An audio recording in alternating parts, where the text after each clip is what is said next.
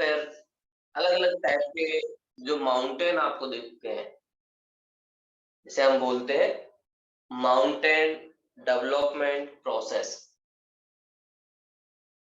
Mountain development process एक जो हमारे अर्थ पे चलता रहता है, ये एंडोजेनिक जो फैक्टर है उसके अकॉर्डिंग ही है।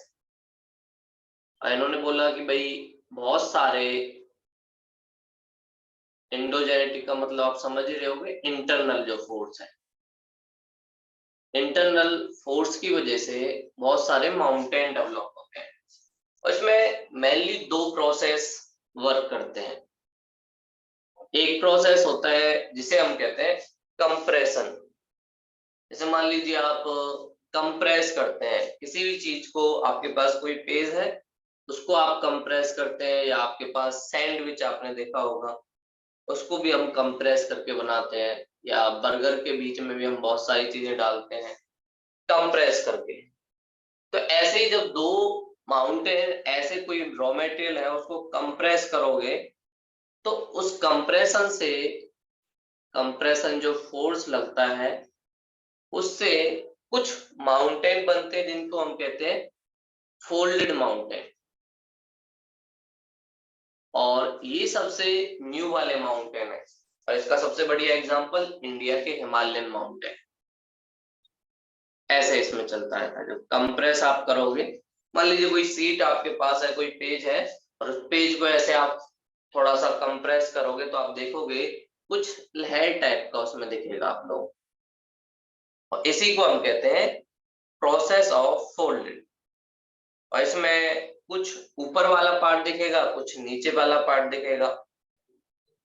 इसे में से ऊपर वाले को कहते हैं सन एंटीक्लाइन, और नीचे वाले को क्या कहते हैं सनक्लाइन, मतलब डिक्लाइन वाला। ये इंक्लाइन वाला पार्ट मतलब थोड़ा ऊपर की तरफ, ये डिक्लाइन वाला पार्ट। और ऐसे हमें बहुत सारे माउंटेन इंडिया में भी देखते हैं, साथ में ही अलग अलग देशों में भी दिखते हैं। ऐसा बोला जाता है कि 80% से भी ज्यादा जो माउंटेन है वर्ल्ड के, वो कौन से हैं, फोल्डेड माउंटेन। जैसे एग्जांपल हम देखें, इंडिया में हिमालय, यूएसए में रॉकी पर्वत, सुना है ना ये सब आपने, साउथ अमेरिका में एंडीज पर्वत, ये सब हमने देखे। तो ये सब किसका एग्जांपल है, फोल्डेड माउंटेन का।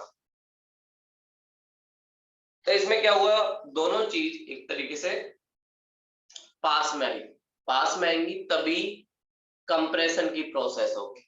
इधर ए वाला पार्ट, इधर वाला बी वाला पार्ट, ये दोनों प्लेट एक दूसरे से टकराई, उस वजह से कंप्रेशन का प्रोसेस हुआ।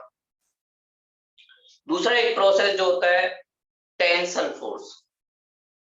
टेंशन फोर्स में इसका अपोजिट होता है, अब पास में नहीं आ रहे, थोड़ा दूर जा रहे हैं, और दूर जाने की वजह से कुछ चीजें हमें दिखती हैं। टेंशन फोर्स में दूर बहुत सारी चीजें जाती हैं, और उससे हमें बहुत सारी स्ट्रक्चर अर्थ के ऊपर दिखेंगे। और टेंशन फोर्स में क्या होता है, धीरे धीरे धीरे धीरे धीरे कोई भी चीज जो होती है, मान लो एक इधर है एक इधर है, जिसे हम कहते हैं डाइवर्जन। ए वाला पार्ट इधर जा रहा है, बी वाला पार्ट इधर जा रहा है। और डाइवर्जन जब किसी भी चीज का होता है तो उसकी स्टार्ट किससे होती है, सबसे पहले फ्रैक्चर होगा, कोई भी चीज में थोड़ा सा फ्रैक्चर होगा तो वो थोड़ा सा दूर जाना स्टार्ट होगी। प्रोसेस इसका एक तरीके से चलता है, और फिर इतना ज्यादा टेंशन हो जाएगा कि वो अलग ही हो जाएगी। तो शुरुआती स्टेज में क्या होता है, फ्रैक्चर एक तरीके से हो सकता है, उसमें कुछ चीजें हमें दिखें कि हाँ भैया थोड़ा सा फ्रैक्चर हुआ है, और उसमें कुछ चेंज आ सकता है। और फ्रैक्चर्स के बाद अगला जो पॉइंट आता है उसे हम कहते हैं क्रैक।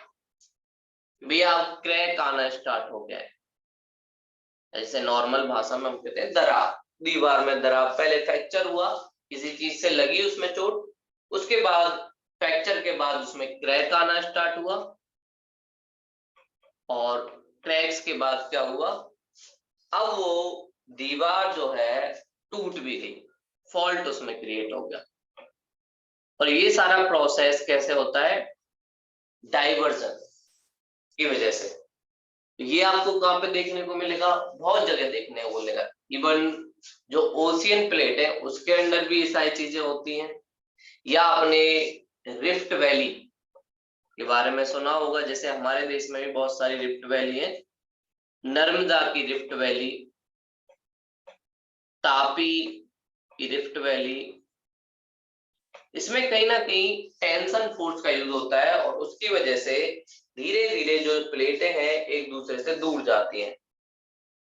या ग्रेट अफ्रीकन रिफ्ट वैली, इसके थ्रू कहा जाता है कि एक टाइम ऐसा होगा कि अफ्रीका का एक पार्ट, खासकर जो ईस्टर्न वाला पार्ट है, वो अफ्रीका से अलग हो जाएगा और उसका रीजन होगा टेंशन फोर्स।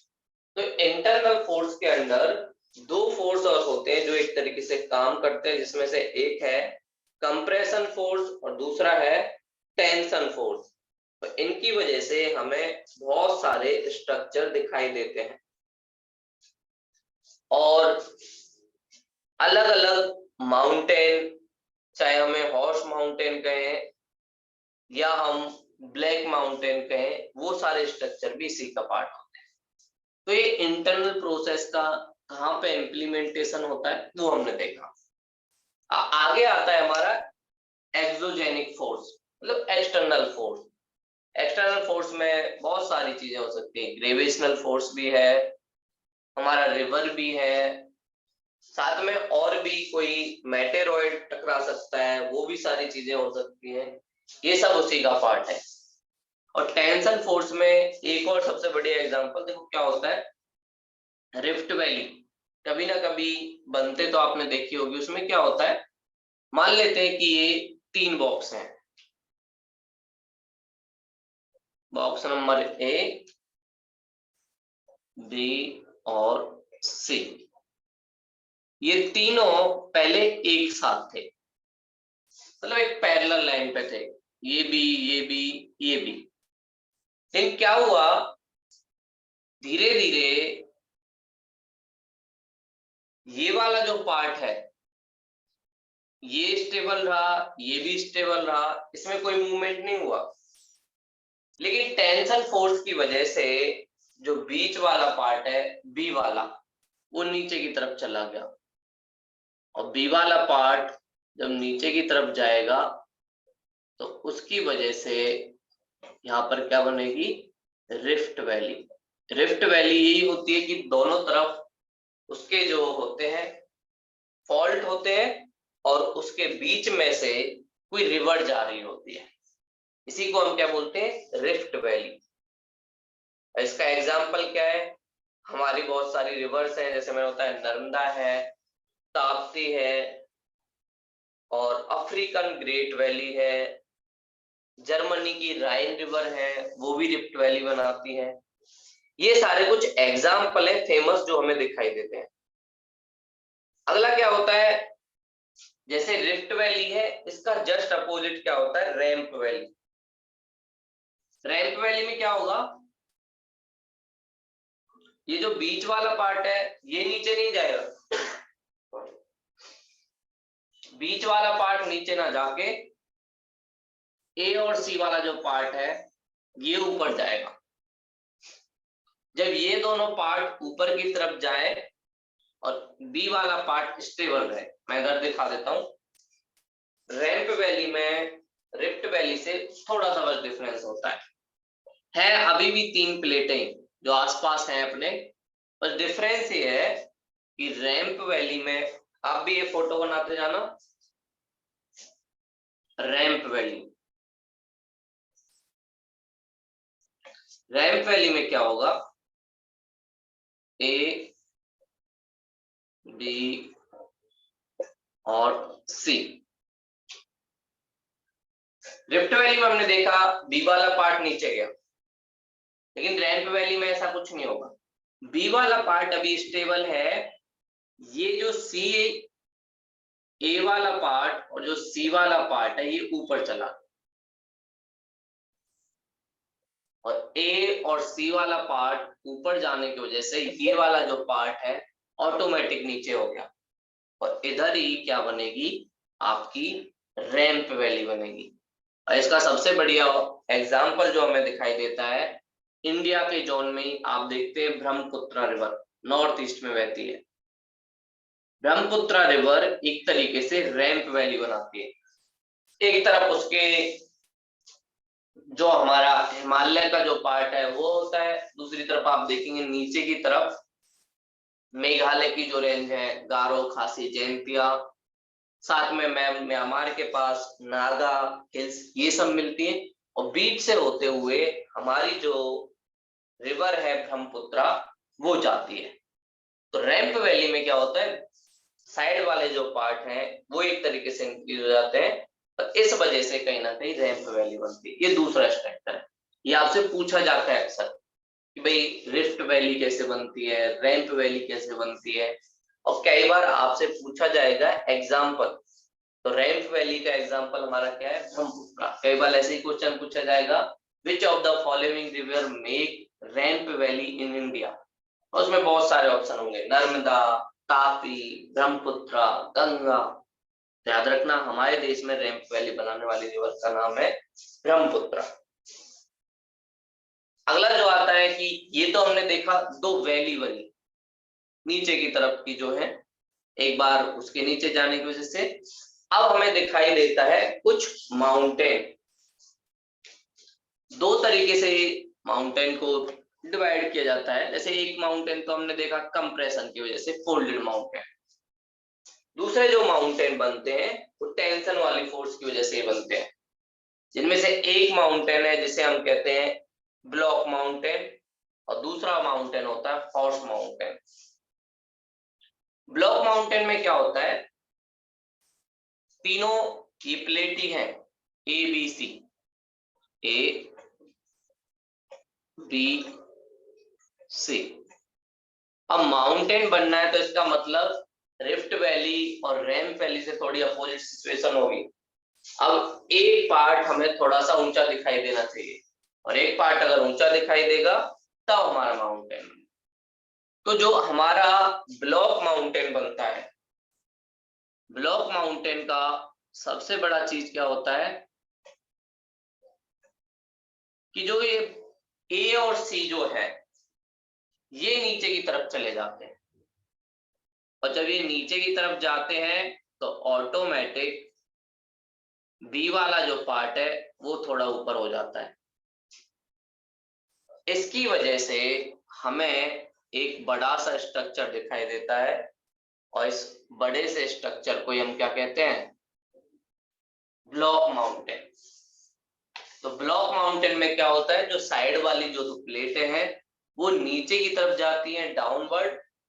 इस वजह से बी वाली प्लेट हमें ऐसे दिखाई देती है जैसे अपवर्ड हो, और उसकी वजह से जो बीच में जो स्ट्रक्चर बनता है उसे हम क्या कहते हैं, ब्लॉक माउंटेन।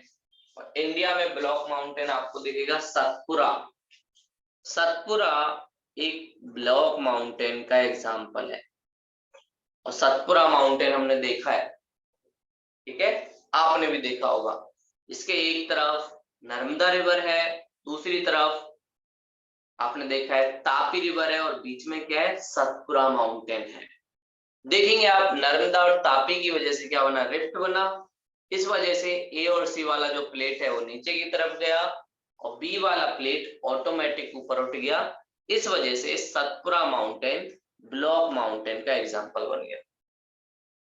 और भी बहुत सारे माउंटेन हमें दिखाई देते हैं वर्ल्ड लेवल पे।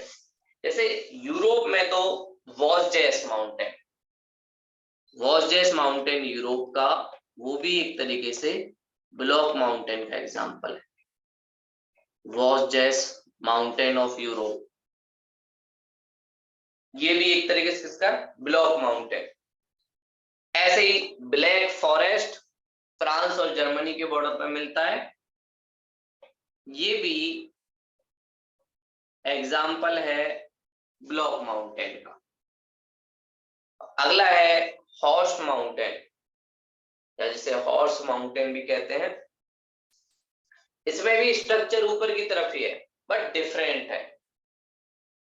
डिफरेंट है कि भाई कैसे हॉर्स माउंटेन बनता है। तो हॉर्स माउंटेन में क्या होगा, जस्ट इसका अपोजिट, ए बी सी, तीनों प्लेट है। इस बार ये वाली नीचे नहीं जाएंगी, ना ये वाली नीचे जाएगी, इस बार बी वाली प्लेट ऊपर उठ गई, और बी वाली प्लेट ऊपर उठने की वजह से हमें एक माउंटेन स्ट्रक्चर दिखा, और उस माउंटेन स्ट्रक्चर को हम क्या कहते हैं, हॉर्स माउंटेन। हॉर्स माउंटेन बनता है बीच वाला जो पार्ट है उसके इंक्रीज होने से, और हमें हॉर्स माउंटेन के कुछ एग्जाम्पल भी दिखते हैं जो ऐसे स्ट्रक्चर से बने हैं। जैसे जर्मनी का हॉर्स माउंटेन इसका सबसे बढ़िया एग्जाम्पल, जर्मनी हॉर्स माउंटेन, ये हमें दिखता है जब बीच वाला। तो आपने देखा वैली हो, रैंप वैली हो या रिफ्ट वैली हो, माउंटेन हो, ब्लॉक माउंटेन हो या हॉर्स पर्वत हो, उनमें तीन प्लेट ही हैं।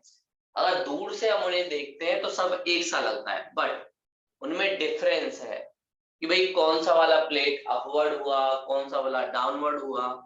आपने एक चीज देखी, जब हम रैंप वैली और रिफ्ट वैली देख रहे थे तो बीच वाला जो प्लेट है वो डाउनवर्ड दिख रहा है, या तो साइड वाले ऊपर की तरफ चले गए जिससे रिफ्ट वैली बना हो, या फिर बीच वाला अपनी वजह से नीचे की तरफ चला हुआ जैसे हमने रैंप वैली में देखा।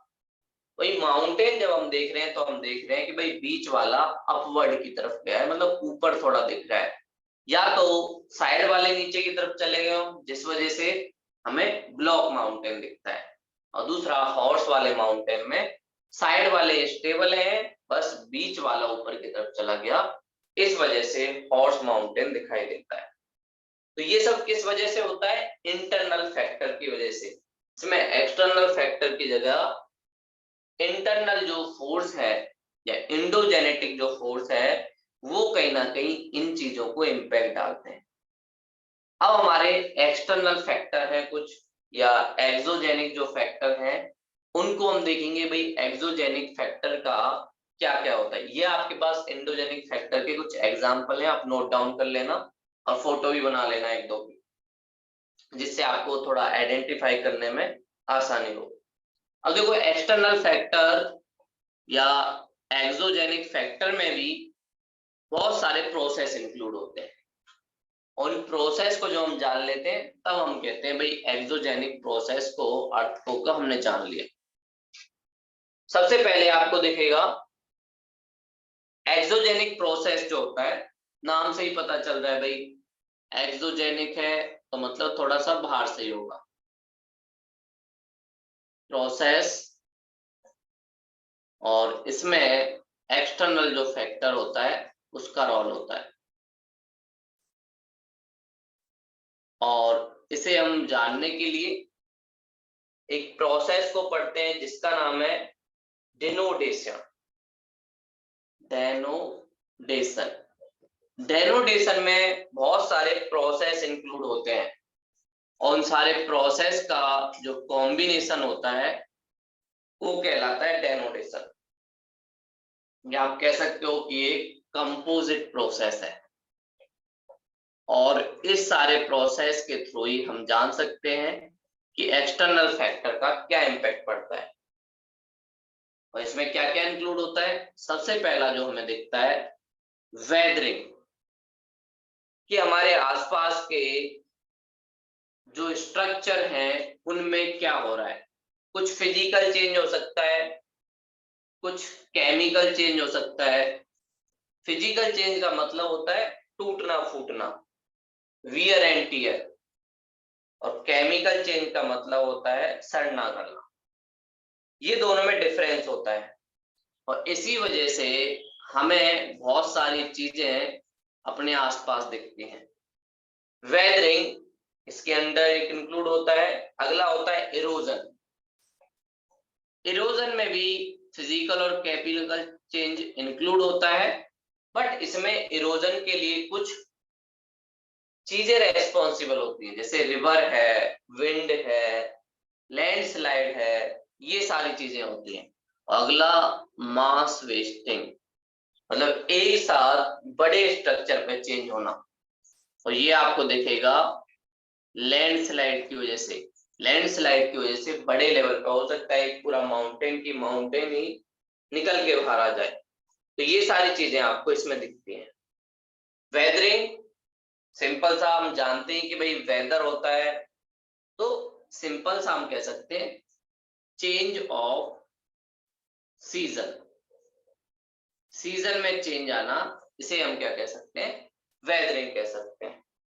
और इससे क्या होता है, इससे होता है कि भाई रॉक जो होती है उसके स्ट्रक्चर में हमें थोड़ा सा चेंज दिखता है। रॉक्स या माउंटेन हो, प्लेट्यू हो, उसमें होता है। और ये वाला जो प्रोसेस है एक स्टेबल जगह पे होता है, मतलब इसके लिए आप लोगों को कहीं जाने की जरूरत नहीं है, एक ही पोजीशन पे रह के ये प्रोसेस हो सकता है। इसे हम कहते हैं कि भाई स्टेबल प्रोसेस है, उसी प्रोसेस में आप लोग इसे देख सकते हैं, या डेंड्रेटिक प्रोसेस है। रॉक्स है, रॉक्स में कुछ फिजिकल चेंज होंगी, फिजिकल चेंज, जैसे मैंने बोला टूटना फूटना। मान लो रॉक है, उसमें बहुत सारी चीजें होती है। रॉक जो बनती है उसके अंदर अगर हम बात करें, सबसे पहले हमें दिखता है रॉक, और एक रॉक या एक माउंटेन जो बना होता है वो बहुत सारे बोल्डर से बना होता है। बोल्डर मतलब पत्थर, एक तरीके से हम कह सकते हैं। और पत्थर जो होते हैं वो कहीं ना कहीं एक छोटे पार्टिकल से बने होते हैं, जिसे हम कहते हैं ग्रेवेल। ग्रेवेल या बजरी भी आप कह सकते हो, जो हम यूज करते हैं अपने घर में या रोड बनाने के लिए यूज करते हैं, जो स्टोन का एक छोटा पार्टिकल होता है।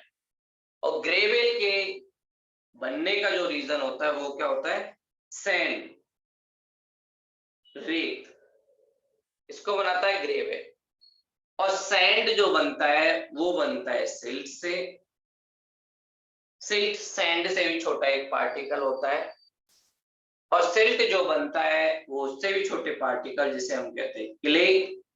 और क्ले के द्वारा हमें एक सॉइल बनती हुई दिखाई देती है, जिसका नाम क्या होता है, ब्लैक सॉइल। और क्ले किससे बनता है, मड से। तो ऐसे हमारा एक स्ट्रक्चर दिखता है, जिसे हम कीचड़ भी कहते हैं। तो ये सारे क्या है, सेडिमेंट्स हैं, कुछ पार्टिकल्स हैं जो रॉक से ही निकले हैं। एक बार फिर से मैं बता देता हूँ, रॉक होती है, रॉक स्ट्रक्चर है किसका, कॉम्बिनेशन ऑफ बहुत सारे बोल्डर का, स्टोन का। बोल्डर किससे बनता है, बहुत सारे ग्रेवेल से, बजरी से। और ग्रेवेल किससे बनता है, बहुत सारे सैंड से। और सैंड किससे बनता है, छोटे पार्टिकल सिल्ट से। और सिल्ट किससे बनता है, क्ले से। और क्ले किससे बनता है, मड से। रॉक में सबसे छोटा जो स्ट्रक्चर होता है वो होता है मड। तो ये प्रोसेस हमें चलता है, और जब हम लोग सॉइल पढ़ेंगे तो उस टाइम जानेंगे सैंड, सिल्ट और क्ले, ये सारी चीजें जो तीन हैं, इनसे ही कहीं ना कहीं हमारा जो कॉम्बिनेशन होता है वही हमारा सॉइल कहलाता है। इससे ही अलग अलग टाइप की सॉइल भी हमें दिखती है। ब्लैक सॉइल कहीं पे दिखेगी, कहीं पे रेड सॉइल दिखेगी, कहीं पे येलो सॉइल दिखेगी, कहीं पे एलुवियल सॉइल दिखेगी। तो वो सारी चीजें हमें इस पर दिखती हैं। अब कोई भी माउंटेन है, तो सीजन में जब चेंज होता है, सीजन में चेंज हो सकता है, कभी गर्मियां पड़ी, कभी सर्दियां पड़ी, कभी बारिश हुई। उस वजह से उस माउंटेन का जो स्ट्रक्चर है, जो पहले काफी ज्यादा जॉइंट था, स्ट्रॉन्ग था, धीरे धीरे हो सकता है कि मौसम या सीजन में चेंज होने की वजह से वो थोड़ा सा वीक हो जाए। और यही प्रोसेस कौन करता है, वेदरिंग। वेदरिंग एक तरीके से उस स्ट्रक्चर को वीक करता है, उसी जगह स्टेबल रहेंगे, कहीं बाहर जाके नहीं। डेंड्रियाटिक प्रक्रिया है, डेंड्रियाटिक प्रोसेस है, उसी लेवल पर करता है। और ये रॉक जैसे जैसे धीरे धीरे वीक होगी, तो कहीं ना कहीं ये रॉक जो पहले एक साथ थी वो बोल्डर फॉर्म में आ सकती है। जैसे हिमालय में हमें देखने को मिलता है, भाई हिमालय में जब सीजन चेंज होता है तो बहुत सारे आपने देखे होंगे लैंडस्लाइड देखने को मिलते हैं हिमालय में, अर्थक्वेक की वजह से। और भी बहुत सारी एक्टिविटी वहां पे चलती रहती है, बादल फटना वहां पे होता है, क्लाउड बर्स्टिंग, उससे भी कहीं ना कहीं चीजें होती हैं। और जब ये सारी चीजें होते आती हैं तो इरोजन, जो अगला प्रोसेस है इरोजन, इसके कुछ बहुत सारे फैक्टर होते हैं और ये क्या है, डायनेमिक प्रोसेस है। एक ही स्टेबल सरफेस पे नहीं होता, अलग अलग जगह दिखाई देता है और धीरे धीरे ये जो स्टोन है, बोल्डर है, इनको बह के ले जाता है। जैसे अलग अलग प्रोसेस या फैक्टर डायनेमिक इरोजन को चला सकते हैं। जैसे इसमें जिस पहला है ग्लेशियर, आपने सुना होगा आइस लिंचिंग होती है, मतलब ग्लेशियर का टूटना एक तरीके से हो सकता है। रिवर जो फ्लो करती है, वो रिवर भी अपने साथ बहुत सारे ऐसे पार्टिकल्स को लेके आती है। जैसे आपने देखा होगा गंगा रिवर में उत्तराखंड वाली साइड जब आप देखेंगे तो बहुत सारे बड़े बड़े स्टोन उसके साथ आते हैं और धीरे धीरे जैसे जैसे वो प्लेन की तरफ आती है तो लास्ट में बस सिल्ट, क्ले और सैंड, इन ये सारी छोटे छोटे पार्टिकल्स बचते हैं और सबको वहीं पे छोड़ के आ जाती है। अगला फैक्टर विंड, विंड भी कहीं ना कहीं इम्पैक्ट डालती है और आप देखेंगे डेजर्ट में तो विंड की वजह से पूरा का पूरा सैंड एक तरफ से दूसरी तरफ शिफ्ट हो जाता है। जिसे हम कहते हैं कि भाई टीले जो है वो सारे शिफ्ट हो जाते हैं। अगला ocean wave, ocean wave coast को एक तरीके से अनस्टेबल करती है और कई बार कोस्ट का इरोजन करती है और वहां पे बहुत सारी चीजें बन सकती है। डेल्टा का एक प्रोसेस आपने देखा है कि भाई रिवर वहां पे जमा करती है, एस्चुरी वहां पे बनती है, रिवर थोड़ा सा डीप में जाके हो जाए। तो ये सारा पार्ट किसका होता है, इरोजन का। और इसमें क्या होता है, ट्रांसफर ऑफ सेडिमेंट, हमने जो इस रॉक के बाद देखे बोल्डर ये सब, तो इस प्रोसेस में ट्रांसफर ऑफ सेडिमेंट होता है और ये सेडिमेंट ट्रांसफर जैसे जैसे होते हैं उससे इरोजन की प्रोसेस कंप्लीट होती है। और इसमें भी क्या इन्वॉल्व होता है, तो फिर ट्रांसफर होगा तो भैया इसमें भी फिजिकल और केमिकल चेंज होंगे। इसमें भी फिजिकल और केमिकल चेंज हमें दिखता है कि भैया किसी पार्ट में टूट फूट भी होगी, साथ में सड़ना गलना भी होगा। ये सारा इस प्रोसेस में दिखता है। अगला जो होता है मास वेस्टिंग, मास से ही समझ आ रहा है बहुत बड़ी चीज एक साथ हो रही है। तो इसमें क्या होता है मास वेस्टिंग में, जो माउंटेन है वो पूरा का माउंटेन की माउंटेन ही अगर आ जाए, और ऐसा किस वजह से होता है, ऐसा जो होता है वो होता है ग्रेविटेशनल फोर्स की वजह से। ग्रेविटेशनल फोर्स मास वेस्टिंग को करवाने का एक सबसे बड़ा रीजन है। और ग्रेविटेशनल फोर्स फोर्स करता है कि भाई सारी चीजें नीचे की तरफ आए। और ऐसा कई बार देखा गया है जब वेदरिंग की वजह से चेंज हो जाए, थोड़ा वीक हो जाए रॉक, इरोजन की वजह से थोड़ा एक जगह से दूसरी जगह भी शिफ्ट होना स्टार्ट हो जाए, और मास वेस्टिंग ग्रेविटेशनल फोर्स की वजह से पूरे के पूरे माउंटेन, प्लेटू या और भी जो स्ट्रक्चर है उसको लेके आ सकती है। और ये भी क्योंकि लेके आती है इसलिए ये भी क्या है, डायनेमिक, मतलब उसी सरफेस पे ना होकर थोड़ा सा ट्रांसफर की बात करती है। और इसमें ग्रेविटेशनल फोर्स काफी इंपॉर्टेंट रोल प्ले करता है। और इसमें बहुत सारी चीजें हो सकती हैं, जैसे स्लाइडिंग, स्लाइडिंग हो सकती है कि भाई पूरा रॉक की टूट के आ जाए और स्लाइड करते हुए जो उसके पार्टिकल है वो नीचे की तरफ आए। अगला क्या है, स्लम्पिंग हो सकता है। स्लाइडिंग मतलब क्या होता है, स्खलन, एक तरीके से नीचे से ऊपर से नीचे की तरफ आना। और स्लम्पिंग मतलब और एक तरीके से घूमते हुए एक तरीके से आना। तो स्लम्पिंग भी हो सकती है, साथ में ही फॉल्ट भी हो सकता है, गिरना, और अगला होता है फ्लो, बहना। ये सारी चीजें मास वेस्टिंग के अंदर आती हैं।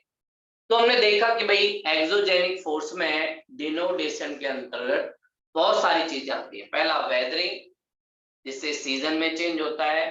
सीजन चेंज होने की वजह से रॉक, प्लेटू, इनके स्ट्रक्चर में चेंज होता है। और ये एक ही स्टेबल प्लेटफॉर्म पे होने वाली प्रोसेस है।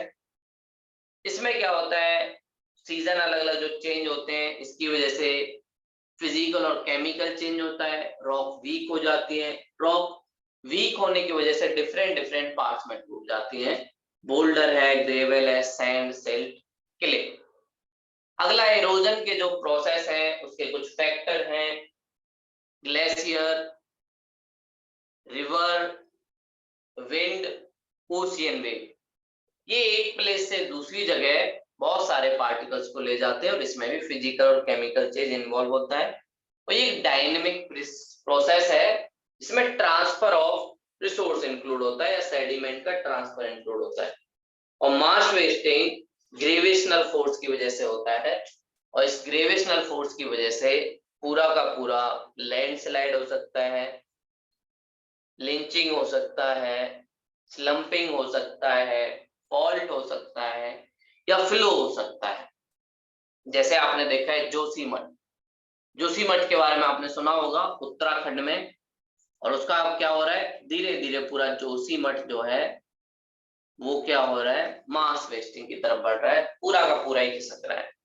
और उसका सबसे बड़ा रीजन यही सारी प्रोसेस का होना। पहले वेदरिंग हुई होगी, फिर इरोजन हुआ और फिर उसके बाद मास वेस्टिंग। तो इसका मतलब एक्सटर्नल फैक्टर का जो प्रोसेस था वो सारा कंप्लीट हो गया। इस वजह से बोला जाता है कि भाई जो एक्सटर्नल फोर्स है वो एक तरीके से डिस्ट्रॉइंग फोर्स है। ये क्या करता है, जो इंटरनल चीजें जो बनी, क्रिएटिव जो हुई, भाई वॉल्केनिक एक्टिविटी आई, इसकी वजह से बहुत सारे माउंटेन बने।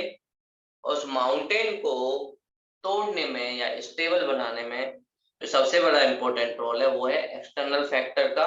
और इसलिए इसे डिस्ट्रॉइंग फैक्टर भी कहा जाता है कि भैया ये डिस्ट्रॉय करता है चीजों को, एक तरह से खत्म करता है। तो ये सारी चीजें एक्सटर्नल प्रोसेस में है। तो आपको समझ आया होगा तीन जो प्रोसेस है एक्सोजेनिक। अब हम समझते हैं अगला जो इससे जुड़ा हुआ पार्ट आता है कि भाई रॉक क्या होता है। रॉक और डिफरेंट टाइप के रॉक जो अर्थ पे हमें दिखाई देते हैं, अलग अलग टाइम में बने, अलग अलग प्रोसेस में बने, तो उसका रीजन क्या क्या है, कैसे ये रॉक बनी। और उसमें कहीं ना कहीं हमें कुछ इंटरनल फैक्टर और कुछ एक्सटर्नल फैक्टर जो है वो सारी चीजें देखेंगे। अगर हम बात करें कि भाई रॉक बनती कैसे है, तो बहुत सारे पार्टिकल जैसे हमने देखा, ग्रेवेल, सैंड, सिल्ट, क्ले, बोल्डर, ये सारे पार्टिकल्स साथ में आते हैं। बस ये होता है कि ये पार्टिकल्स हार्ड होते हैं और एक दूसरे से ज्वाइन अच्छे होते हैं। ये साथ में ही सैंड, सिल्ट और क्ले जैसे कुछ सॉफ्ट पार्ट भी रॉक में इंक्लूड हो सकते हैं, वो भी रॉक का पार्ट होते हैं। और हमारी अर्थ पर तीन तरह की रॉक हमें दिखाई देती है। पहला जो रॉक है वो है इग्नियस रॉक, दूसरा जो रॉक है वो है सेडिमेंट्री रॉक और तीसरा जो रॉक है वो है मेटामॉर्फिक रॉक। ऐसा बोला जाता है कि सबसे पहले जो रॉक बनी अर्थ पर वो है इग्नियस रॉक। इग्नियस का नाम ही होता है हीट, या हम जिसे कह सकते हैं कि भाई नीचे से जब वॉल्केनिक एक्टिविटी हुई, जब अर्थ का एवोल्यूशन हो रहा था, तो अर्थ के ऊपर बहुत सारे वॉल्केनिक एक्टिविटी हुई और उस वॉल्केनिक एक्टिविटी की वजह से बहुत सारी चीजों का डेवलपमेंट हुआ। उस डेवलपमेंट में एक जो चीज थी वो थी इग्नियस रॉक। और इग्नियस रॉक की वजह से अलग अलग स्ट्रक्चर हमें बनते हुए देखते हैं। तो पहला रॉक क्या है, तो बहुत सारे सेडिमेंट मिलके रॉक को डेवलप करते हैं। इसमें डिफरेंट डिफरेंट मिनरल्स हो सकते हैं, कुछ हार्ड हो सकते हैं एंड कुछ सॉफ्ट हो सकते हैं। हार्ड में जैसे बोल्डर ये हो सकता है, ग्रेवेल, बजरी जो होता है वो हो सकता है। अगला कुछ सॉफ्ट चीजें हो सकती है जैसे सॉइल के पार्टिकल, सिल्ट है, क्ले है, मड है, ये सारी चीजें भी रॉक का पार्ट हो सकती है। और आपने देखा भी है बहुत सारे रॉक होते हैं, एक स्टोन वाला रॉक होता है, बोल्डर रॉक जिसे हम कहते हैं, दूसरा सेडिमेंट,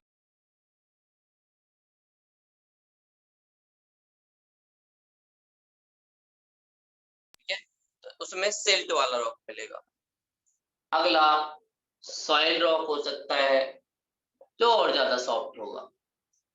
तो ऐसे रॉक के हमें स्ट्रक्चर दिखते हैं। इन्हीं के बेस पे हम रॉक को डिवाइड करते हैं 3 पार्ट्स में। पहला इग्नियस रॉक,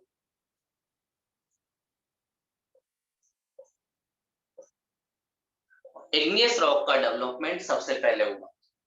कैसे हमें पता चला कि भाई इसके सबसे पहले हुआ? तो हमने एक चीज देखा, जब अर्थ डेवलप हो रही थी तो अर्थ के डेवलप होने के बाद कुछ पार्ट्स ऊपर की तरफ निकला, जिसे हम नीचे कहते हैं मेग्मा। और जब ये मेग्मा, मेग्मा मतलब हॉट मटेरियल जो ऊपर की तरफ आए, हॉट मटेरियल जो ऊपर की तरफ आए, और जब ये ऊपर आ जाता है तो इसे हम क्या कहलाते हैं? लावा। और जब ये लावा ठंडा हो जाता है उसके बाद ही रॉक का डेवलपमेंट होता है। और सबसे पहले इस लावा से जो बनने वाली रॉक है वो है इग्नियस रॉक। काफी हार्ड होती है और इस पूरे प्रोसेस को, मेग्मा से लेकर लावा का जो प्रोसेस है जो हमें दिखाई देता है, इस पूरे प्रोसेस को हम कहते हैं वॉल्केनिक एक्टिविटी। वॉल्केनिक एक्टिविटी, इस पूरे हॉट मटेरियल का ऊपर की तरफ आना, यह क्या कहलाता है? Volcanic activity. और जब ये सारी चीजें ठंडा हो जाती हैं, या तो अर्थ के इंटरनल पार्ट में या बाहर की तरफ, इंटरनल पार्ट में अगर ठंडी होती हैं तो इसे हम कहेंगे इंटरनल इग्नियस रॉक, और एक्सटर्नल पार्ट में तो एक्सोजेनिक इग्नियस रॉक। दो बेस पे हम इसे डिवाइड कर सकते हैं। और इग्नियस रॉक में जो चेंज होता है, जो अभी हमने एक्सोजेनिक फैक्टर पढ़े, डेनोडेशन के थ्रू हमने जो पढ़े, इसमें हमने पढ़ा इरोजन भी है, मास वेस्टिंग भी है, वेदरिंग भी है। इसकी वजह से जो अगली रॉक इग्नियस रॉक्स के मटेरियल से बनती है, सेडिमेंट से बनती है, उसे हम कहते हैं सेडिमेंट्री रॉक। सेडिमेंट्री रॉक का डेवलपमेंट इसके बाद ही होता है, उससे पहले नहीं हो सकता। और उसके बाद अगला जो रॉक होता है वो होता है मेटामॉर्फिक रॉक।